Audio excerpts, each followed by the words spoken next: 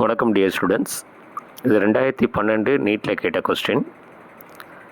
The correct set of 4 quantum numbers, அதாவது n, l, m, s, principal quantum number, azimuthal quantum number, magnetic quantum number and spin quantum number for the valency electrons of rubidium atom is. இந்த ருபீடியத்துக்கு atomic number அவங்க கொடுத்துருக்காங்க 37.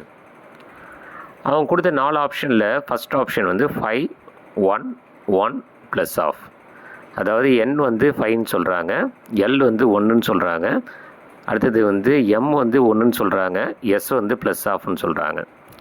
Second option 6, 0, 0 plus half. Third option 5, 0, 0 plus half. Last option 5, 1, 0 plus half. இதில் எது சரியான answer அப்படின்னு கேட்குறாங்க. இப்போ ருபீடியத்தோட எலக்ட்ரானிக் கான்ஃபிகரேஷன் உங்களுக்கு ரொம்ப ஈஸியாக இருக்கும். இந்த ஜிங்க் அழகாக எழுத தெரியும் உங்களுக்கு.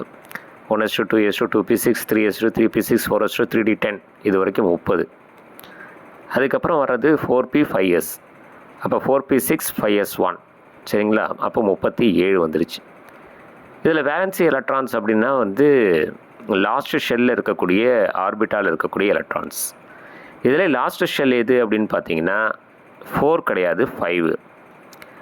அப்போ அந்த ஷெல்லில் அந்த கூட்டில் பார்த்தீங்கன்னா எஸ் ஆர்பிட்டால் இருக்குது, அதில் ஒரு எலக்ட்ரான் இருக்குது. அப்போ வேலன்சி எலக்ட்ரான்ஸு 1.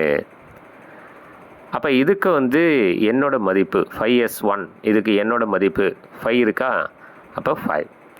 எல் வந்து எஸ் ஆர்பிட்டாலுக்கு 0, எம் வந்து அப்போ அந்த எல் 0 அப்படின்னா எம்மோட மேக்னெட்டிக் குவாண்டம் நம்பர் 0. அதே மாதிரி 5s1 அப்படின்னு சொல்லும்போது ஒரு எலக்ட்ரான் தான் இருக்குது, அது ஒரு எலக்ட்ரான் அப்வர்டில் இருக்கும், கிளாக் வைஸ் டைரெக்ஷனில் இருக்கும், அதனால் ப்ளஸ் ஆஃப். அப்போ சரியான ஆன்சர் பார்த்தீங்கன்னா த தேர்ட் ஆப்ஷன், அதாவது 5, 0, 0 ப்ளஸ் ஆஃப் அப்படிங்கிறது சரியான ஆன்சர். இது வந்து நீட்டு 2012 அந்த எக்ஸாமில் கேட்ட கொஸ்டின். ஸோ இந்த மாதிரி வந்து எதுக்கு ஒன்றாலும் நீ உங்களுக்கு இந்த 4 செட் ஆஃப் குவாண்டம் நம்பர்ஸ், அதாவது 4 குவாண்டம் நம்பர்ஸ் அப்படிங்கிறது கேட்கலாம், சரிங்களா?